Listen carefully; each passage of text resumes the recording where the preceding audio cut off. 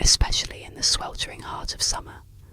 Yet there I was, stepping off a plane at the Mother Teresa International Airport in Tirana, lugging a surfboard bag behind me as if it were a faithful dog. I kept asking myself the same question. Why choose Tirana, a city nowhere near the ocean, for a surf camp? The truth was simpler than it sounded. The group hosting the surf camp promised day trips to the coast, about 40 minutes away, and I'd been assured that the best waves, small but consistent, rolled in at the Bay of Duress, not too far from the capital. More than anything, I craved an escape from my life back home. I'd been spinning in place in New York City, working an unfulfilling job in corporate marketing, and feeling a dull ache in my chest every time I thought of another year slipping by. One random night, I saw a social media post from an adventure group about a surf and culture camp in Albania, highlighting hidden beaches, pristine waves, and day excursions back to Tirana for cultural immersion. In my impulsive desperation, I clicked sign up. It felt like fate, like I was supposed to shake up my routine, do something reckless, something just for me. The air in Tirana greeted me with surprising warmth, thick with city dust and the tang of late July heat. My hair stuck to the back of my neck, and I inhaled a lungful of newness, the perfume of car exhaust, the faintest aroma of sizzling street food, and a strange brew of excitement and uncertainty. A sign reading Surf Albania caught my eye as I exited customs. A woman in her late 20s, tanned and athletic, held it. She had short sandy hair tucked under a baseball cap and an easy smile that made her approachable. "Hey, you must be Emily," she called out. "I'm Ava. Welcome to Tirana." She led me outside, and we waited for a couple more participants from our camp to arrive. The small group was quite the mix. An older gentleman from Germany, a pair of college roommates from Canada, and me. A restless soul in search of something I couldn't quite name. After we all piled into a van, Ava introduced the plan. "We're staying near downtown Tirana so you can experience the nightlife. In the mornings, we'll drive out to the coast to catch waves." She grinned. "Trust me, Albania may not be on every surfer's radar, but the water is perfect for learning or refining your skills."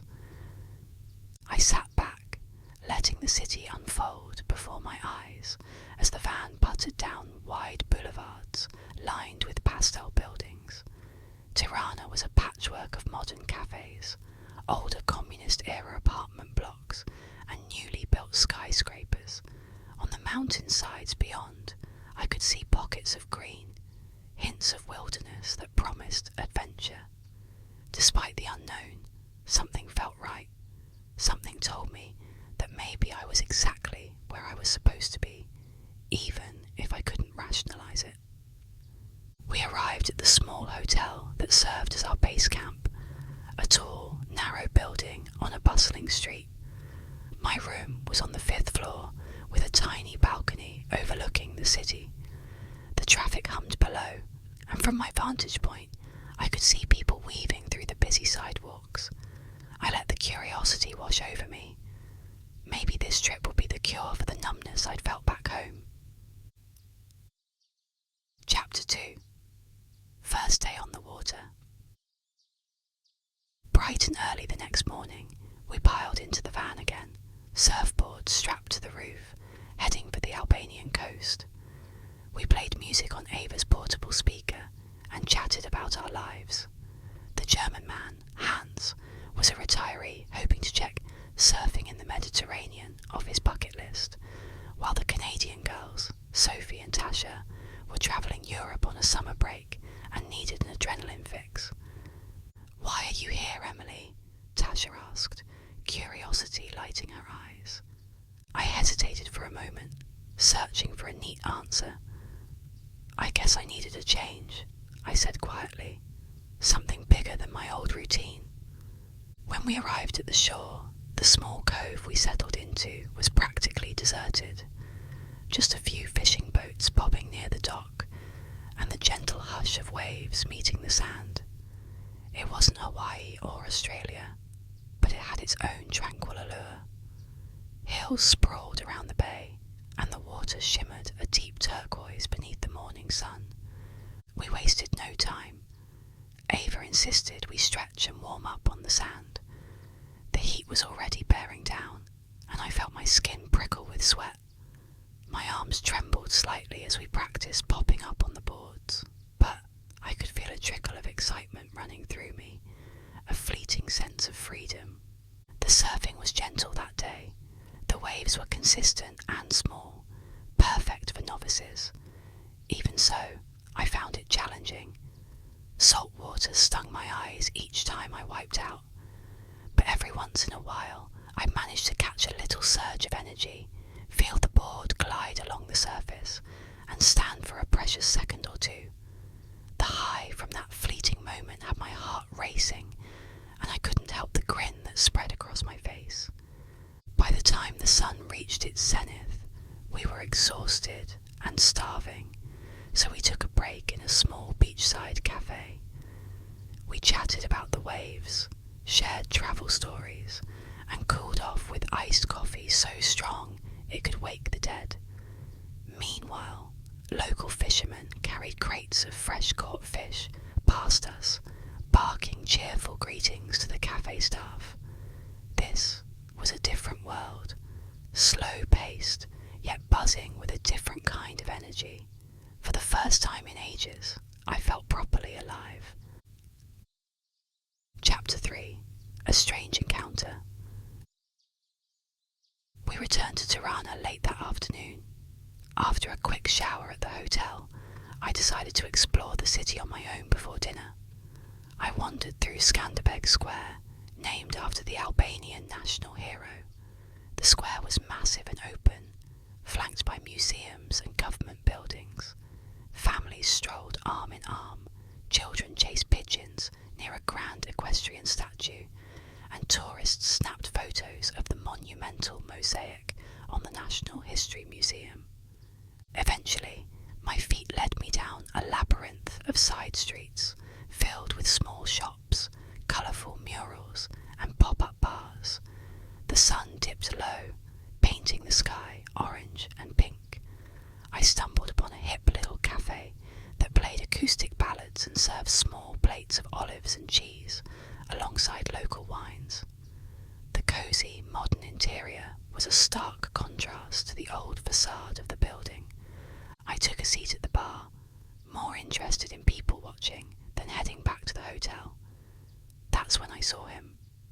A young man, maybe mid-20s, leaning against the wall near the entrance. He had messy black hair, shaved close on the sides, and a slim, athletic build.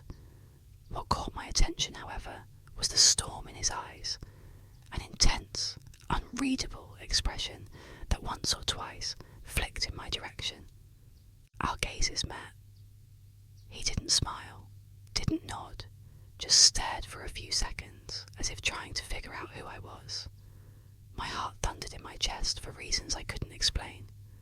He turned away, whispering something to another man next to him, a bulkier guy in a crisp white shirt. Then they disappeared out the door together. A prickle of unease or excitement, I wasn't sure which, ran through me. That look was simultaneously a question and a warning. The strangest part was that part of me wanted to know more, to chase after him and ask him why he looked at me like that. Eventually, I shook off the feeling, focusing instead on finishing my plate of olives, but I couldn't forget those dark, foreboding eyes. Chapter 4. An Unlikely Introduction. 2 days later, I was at the surf camp again, my arms sore from repeated attempts to paddle into waves. The group was smaller that day. Hans decided he needed a break, and the Canadian girls were out exploring the city's museums. Ava was on the shore, analysing my stance with a critical eye. She gave me some pointers, and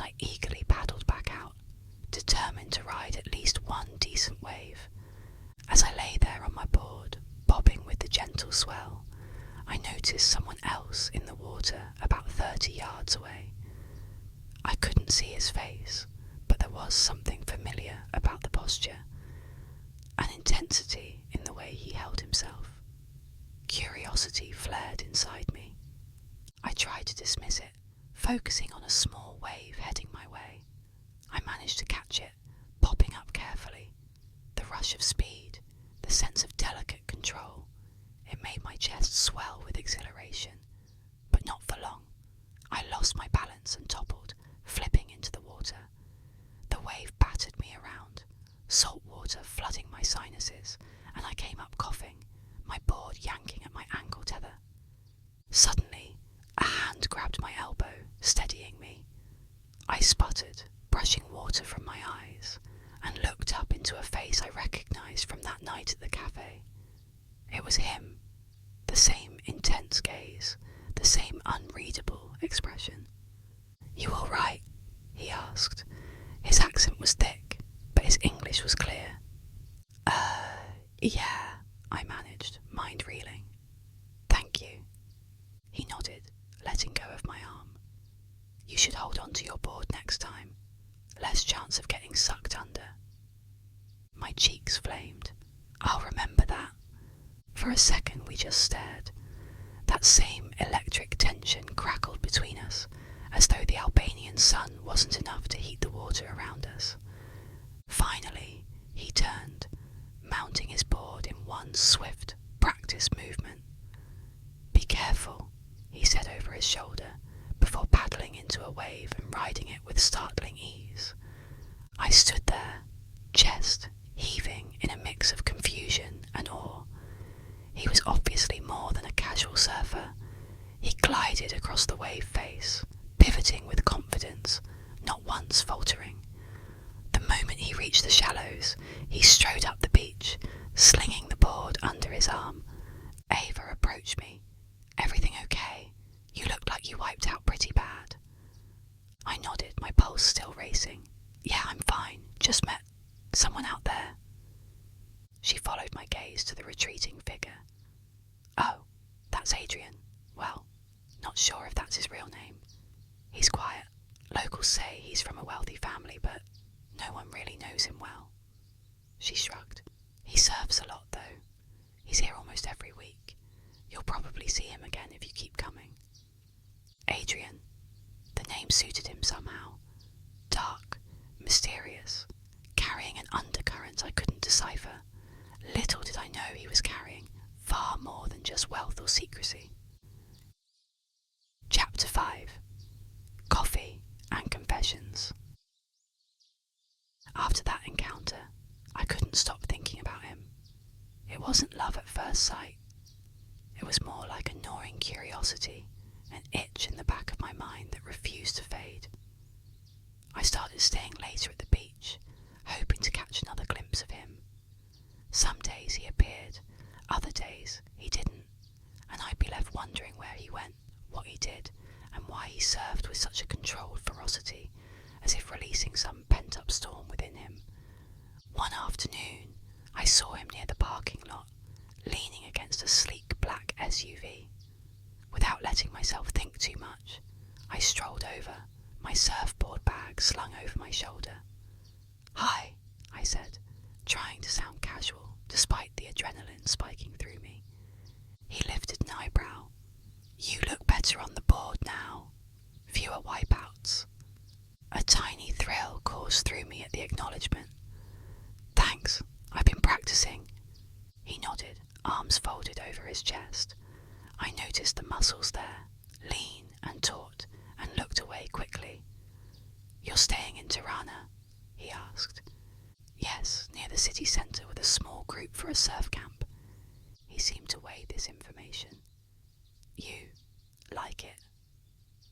I smiled. "I do. It's different from anywhere I've been, but in a good way. There's a certain energy to Tirana, like everyone's in on a secret." A corner of his mouth twitched, almost a smirk.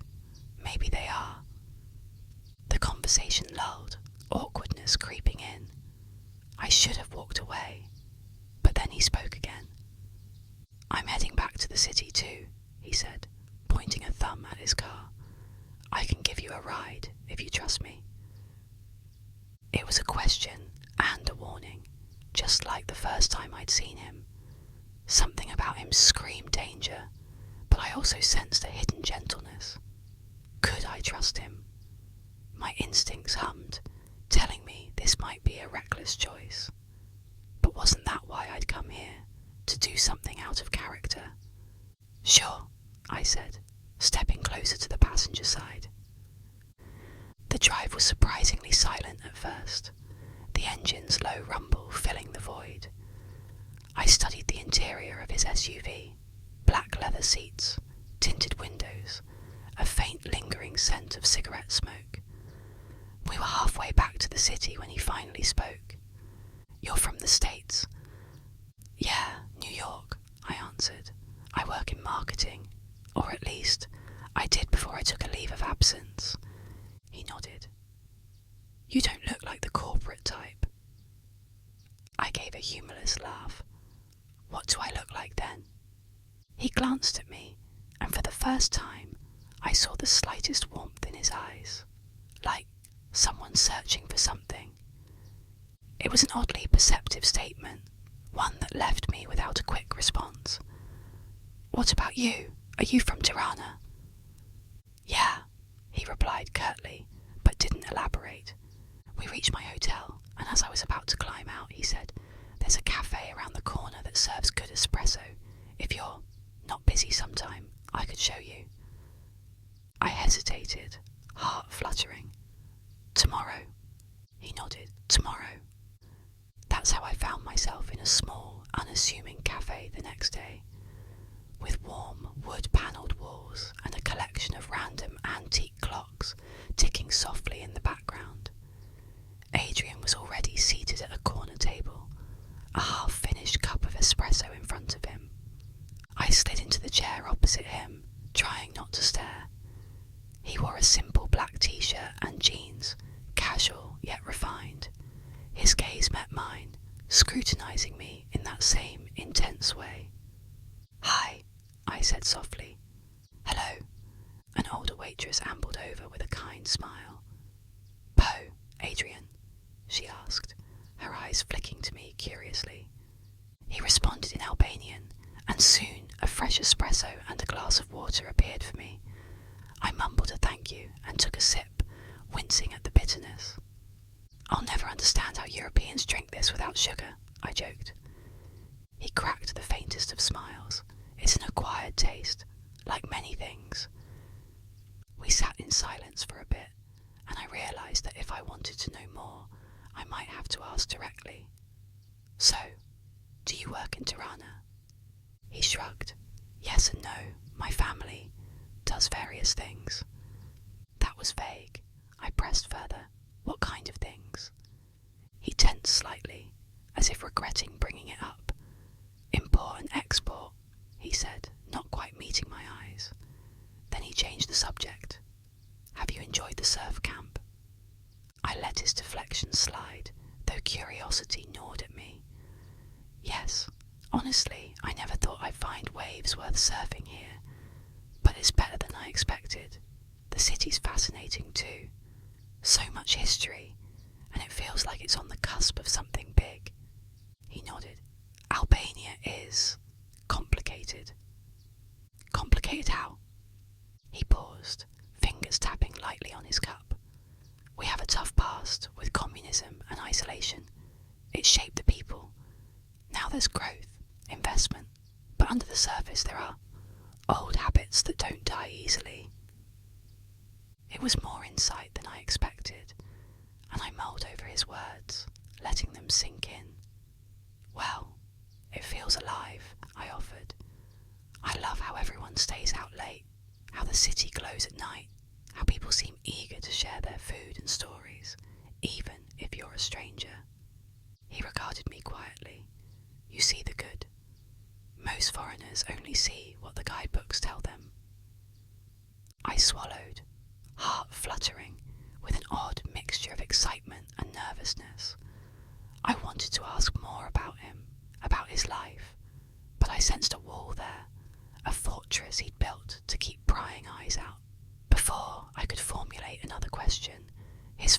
buzzed on the table. He glanced at it, brow furrowing. "I have to go," he said abruptly, standing up. "I'm sorry." He dropped some bills on the table, more than enough to cover our drinks, and turned to leave. "Wait," I said, my voice wavering slightly. "Will I see you again?" He paused, eyes flicking to me. "Do you want to?"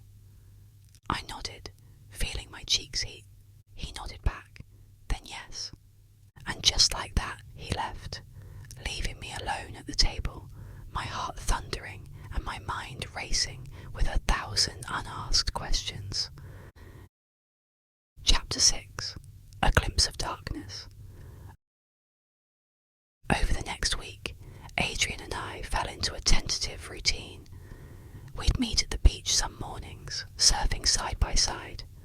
I learned to read the subtle changes in his posture, the way he tensed just before a wave, and the rare moments he allowed himself to laugh when I inevitably wiped out. Other times, we'd meet at that cafe or wander through the open air.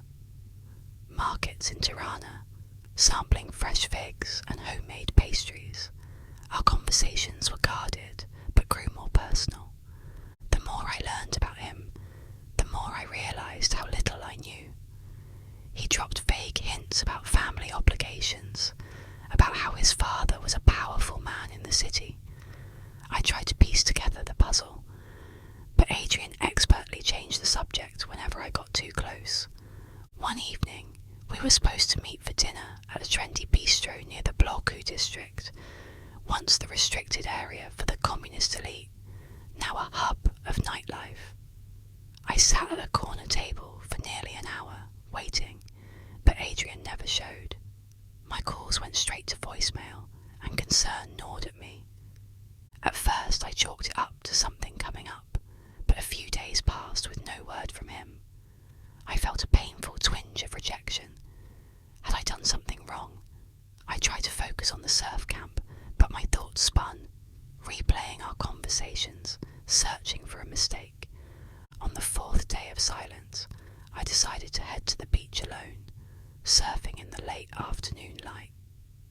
The water was calmer than usual, and I found it meditative, letting the hush of the waves soothe my anxious mind. Just as I was packing up, I spotted him. He stood near a cluster of rocks at the far end of the beach, arms crossed. My heart vaulted into my throat. I dropped my surfboard bag and strode toward him, frustration tightening in my chest. "Where were you?" I demanded, voice trembling with anger and relief. "I waited." He averted his gaze, jaw working. "I'm sorry. I had business. I couldn't call." "Business? That's your explanation?" He stepped closer, voice low and tense. "Yes. It's complicated, Emily. There are things I can't tell you." "Try," I pleaded. For a moment it looked like he might. Then he shook his head, stepping back. "I can't." A wave of hurt crashed over me. I turned to leave, but he caught my wrist gently. "Please don't go," he said, voice cracking with desperation. I tugged my arm free, but didn't walk away. Instead I waited, silent, my eyes burning.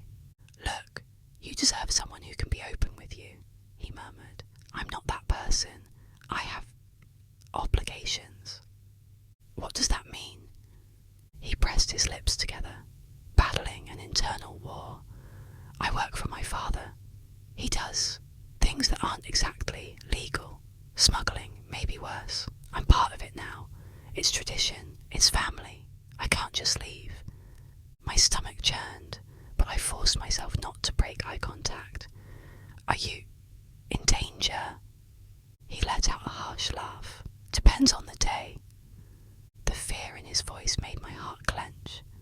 The puzzle pieces clicked. The hush, the sudden disappearances, the expensive car, the men he whispered with in cafes. Adrian was involved with the Albanian mob, or at least some faction of it.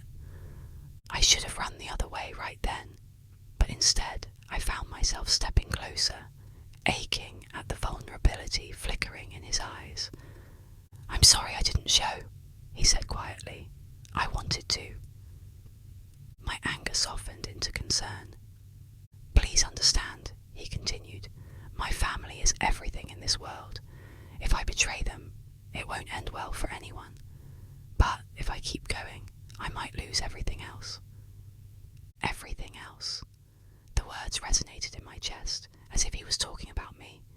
I took a shaky breath, tears threatening to surface. I'm not sure what to say. You don't have to say anything, he replied, voice raw. Just believe me when I say I'm trying. We stood there in silence as the sky turned pink and gold, the setting sun glimmering on the water. I knew I was standing at a crossroads. I could walk away, avoid the risk of heartbreak or something worse, or I could stay and let myself fall deeper into this swirling chaos of danger and devotion. I stayed. Chapter 7. The Bonds That Tie. After that revelation, our relationship took on a new urgency, like we were racing against time or fate.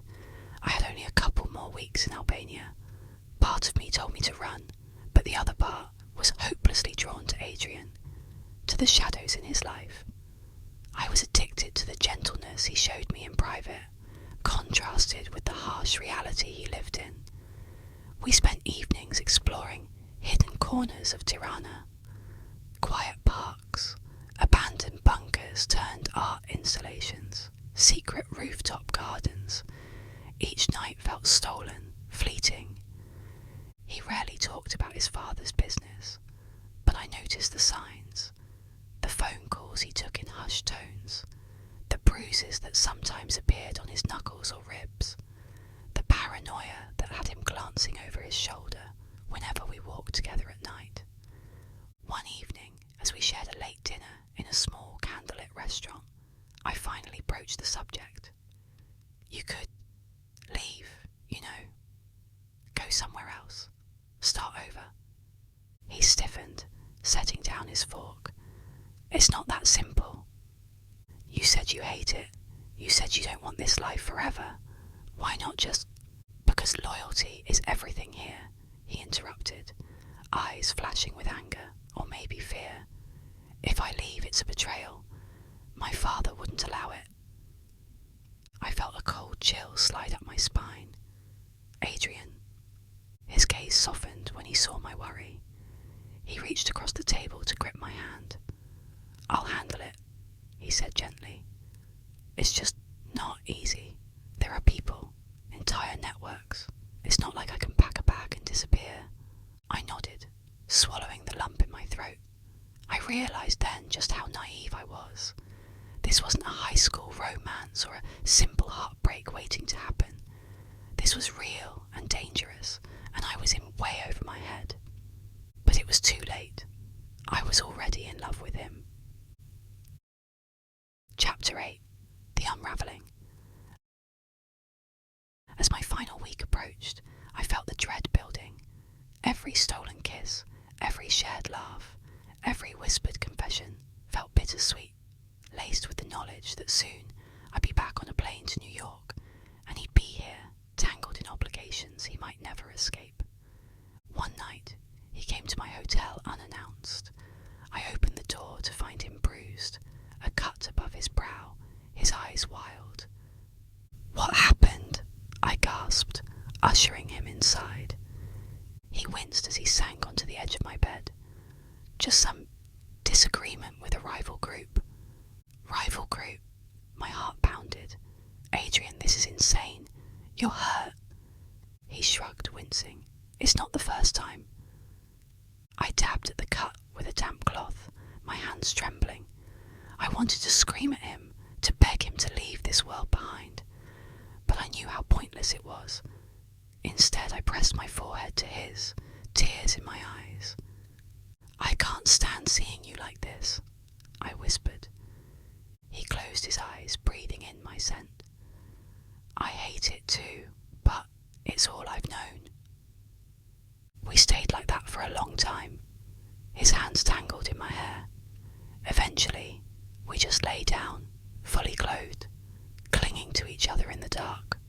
I listened to his breathing slow, felt his grip loosen as he drifted off. In that moment, a surge of protectiveness and sadness flooded me. I wanted to shield him from this violent world, but how could I save someone who refused to walk away? Chapter 9. Endings and Beginnings. The day before my flight, we planned one last surf session. The waves were choppy, the sky overcast, and the mood heavy. Ava sensed something was off, but said nothing, giving me space. Adrian arrived late, silent and pensive. I noticed dark circles under his eyes, as though he'd barely slept. We paddled out together, letting the ocean cradle us. Our boards rocked gently as we waited for a decent set of waves, but none arrived. Eventually, we just sat there, the horizon melding with the grey sky. "I don't want you to go," he said at last, voice rough. My eyes burned with unshed tears. "I don't want to leave you like this, but you know I can't stay forever." He nodded, lips pressed thin. "I can't ask you to. This life, it's not for you, and I don't want it for myself either." "Then leave," I pleaded. "Come with me." He shut his eyes, a single tear escaping. "I can't, not yet." His refusal was like a punch to the chest, but I understood. The weight of family, of loyalty, of fear. It was a fortress around him, so I reached for his hand, tangling our fingers together above the roiling water. "If there's ever a day when you can walk away," I said softly, "find me." He looked at me with an anguish that rivaled the storm clouds above. "I will." We paddled back to shore, hearts heavier than ever. On the sand, he pulled me into a fierce embrace, burying his face in my neck. "Don't forget me," he whispered. I choked on a sob. "That's impossible." Then I walked away, tears blurring my vision. I could feel him watching me until I disappeared from sight.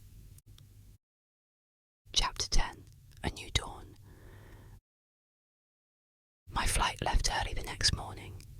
Lila and the rest of the camp participants had moved on to other European adventures, but I'd had my fill of adrenaline. All I wanted to do was return to New York and figure out how to carry the weight of what I'd experienced. As the plane took off, I stared out the window at the receding Albanian mountains. My chest felt hollow, like I was leaving part of myself behind. I thought about Adrian, his bruised knuckles, his quiet jokes, the gentle way he'd tuck my hair behind my ear, the guarded pain in his eyes. A question flickered in my mind. Did I regret it? The heartbreak, the danger, the helplessness? No. Despite everything, I couldn't regret loving him. It was real and wild and terrifying, and it reminded me I was alive. Back in New York, life moved on, but not quite the same. I quit my marketing job, opting to freelance instead, giving me the freedom to travel. I took weekend trips to the coast, surfing small Atlantic waves, remembering how Adrian taught me to hold on to my board so I wouldn't get sucked under. Weeks turned into months, and I heard nothing. I told myself not to expect a miracle, but sometimes, in the quiet hours of the morning, I would picture him on a beach in Albania, scanning the horizon for an escape route. I hoped with every part of my being that he found it. One chilly autumn day, as I was finishing up a freelance project in a Brooklyn cafe, my phone buzzed with an unknown number. My heart leapt, a thread of irrational hope tugging at me. I answered, voice trembling. "Hello." Silence. Then a soft accented whisper. "Emily." I froze, tears already burning behind my eyes. "Adrian." He exhaled shakily. "I'm in New York." My heart pounded so loud I thought the entire cafe could hear it. "How? When?" He swallowed audibly. "I left. It wasn't easy, but I had to." Can I see you?"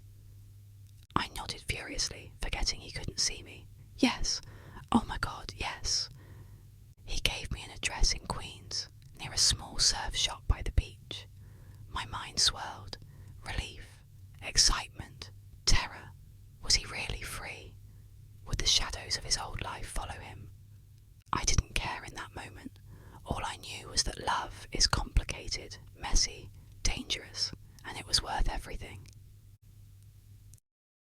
Epilogue: riding the unpredictable waves. I found him near a stretch of desolate beach, the city skyline far in the distance. He looked thinner, paler, but when he saw me, his entire face lit up in a smile that made every tear, every worry, worth it. We embraced, no words needed. His hands cradled my face, and he kissed me with a desperation that told me he had risked everything to stand here. "Is it over?" I finally managed, eyes searching his. He shrugged, an uncertain light in his eyes. "Maybe not, but I'm here, and I'm not going back." We stood there, the Atlantic wind whipping around us. I realised love was like surfing. You choose a wave, knowing it might knock you down. You hold your breath, hoping you'll find air again. And sometimes you ride it out, feeling invincible, even if only for a moment. Our journey was far from simple. We had a life to rebuild, shadows to outrun, and a past that might haunt him forever. But we also had each other, the promise of new beginnings, and the taste of freedom that can never be forgotten once savoured. If there's one thing I learned in Albania, it's that a heart that's truly alive will risk everything for love. And in the end, love might just be enough to find your way to shore.